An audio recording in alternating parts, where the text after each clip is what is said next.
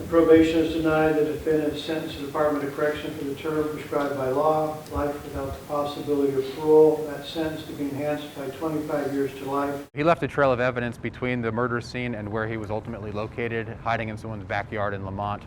And his DNA was on all the key pieces of evidence that ultimately allowed law enforcement to link him to who we know to be the shooter of both the father and son in the video. All of us were on the same page. There wasn't any separation in our opinions on the guilt. It's a heartbreaking tragedy for the family. I don't think it's anything that they're ever going to get over, and it's impacted their lives in a horrible way that's probably never going to change.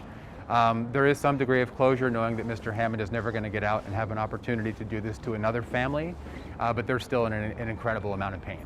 That's two protectors, two dad figures, two people that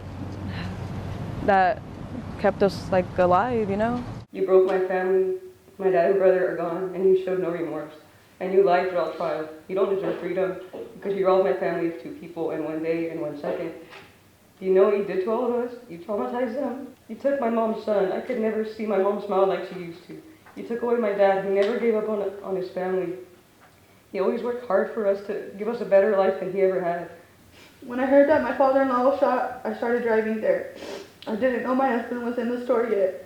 I tried calling him and his phone went straight to voicemail.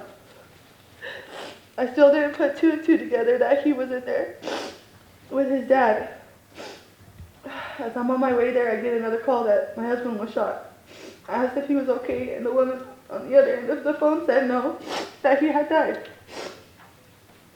I tried to stay calm because I had my two younger kids in the car,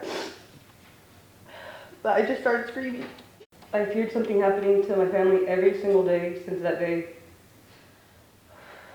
My grandmother, for the last year and a half of her life, she wore black. And I kept telling her, you need to wear color. She's like, why? My heart was destroyed that day because it wasn't just one soul. It was two amazing, beautiful souls that were taken from us. I can say for sure that I've never been the same since that day. I will never be the same person I was because that part of me died too. The days and months that followed their death were a living hell. What did we do to deserve this? This pain, this emptiness? I don't wish this on anyone, not even your own family. That was our biggest concern, making sure that we were making the right decisions and also that it was in alignment with what the family felt was just. There are two other suspects out there that I know they know who they are. They can say all that they want, but realistically, it is unfair. It is unfair that this family is in fear.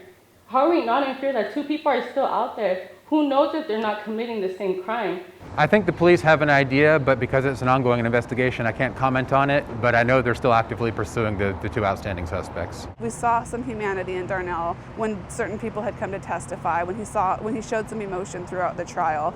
And then when you see that, you have to decide, is the world better off without him? Is there justification for us to take his life too?